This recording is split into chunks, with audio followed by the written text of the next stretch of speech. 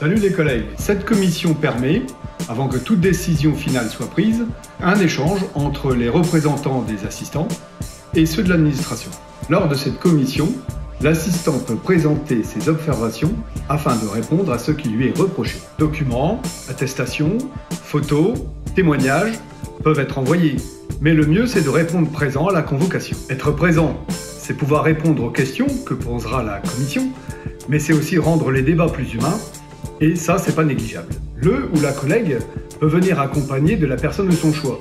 Le conjoint, un ami, une autre collègue, un représentant syndical ou même un avocat. L'idéal, c'est quand même d'expliquer soi-même son point de vue sur la situation, bref, de recontextualiser les faits. Cette commission est normalement composée d'un nombre égal de représentants de l'administration et d'assistants, plus une secrétaire et une sténographe. Cela fait du monde, ça peut être impressionnant, d'où l'intérêt de ne pas venir seul. Lorsque les débats entre les membres de la commission et l'assistant sont terminés, ce dernier sort et il y a un débat à huis clos, suivi d'un vote à la majorité. Cet avis consultatif est transmis à la présidence qui prendra la décision finale. Celle-ci choisira ou pas de suivre l'avis de la commission. Enfin, le collègue sera informé de la décision prise quelques semaines plus tard. Ces 6 dernières années, c'est Yagoubia et moi qui avons siégé, participé à cette commission.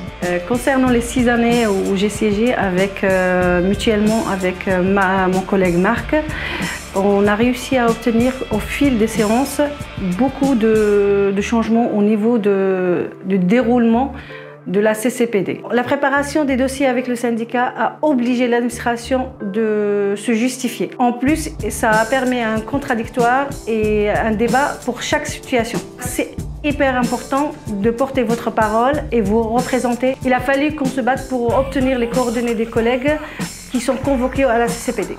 Avoir les coordonnées nous permet d'intervenir rapidement dès la suspension. Aujourd'hui, on est convaincu que nos interventions ont obligé l'administration à ne plus faire n'importe quoi. Résultat, il y a moins de dossiers qui passent en CCPD. Bon, donc vous l'avez bien compris, la CCPD, c'est une instance ultra importante pour toutes les ASFAM et les ASMAT. Mais au-delà de l'instance en elle-même, parce qu'à Sud, on est un syndicat qui intervient directement sur le terrain, nous agissons au quotidien pour l'amélioration des conditions de travail des assistantes familiales et des assistantes maternelles. À Sud, nous pensons que c'est collectivement qu'on pèse, qu'on est plus fort et qu'on fait bouger les choses. À travers les situations et les accompagnements des collègues en CCPD, nous pouvons porter des revendications collectives qui serviront à toutes et tous afin d'obtenir une vraie reconnaissance du métier et une intégration dans les équipes qui travaillent auprès des enfants. C'est par les situations que nous avons accompagnées lors des CCPD que nous avons pu obtenir la mise en place d'un groupe de travail avec le service de la PMI, à l'occasion duquel nous avons pu faire remonter un grand nombre de dysfonctionnements. Et oui, la CCPD, c'est aussi l'occasion d'aller porter ces revendications. Comme par exemple pour les assistantes maternelles, le retour de l'évaluation de l'agrément par les équipes du département. Pour les assistantes familiales, nous avons demandé qu'à l'occasion du recours, ce soit une nouvelle équipe qui procède à la nouvelle évaluation.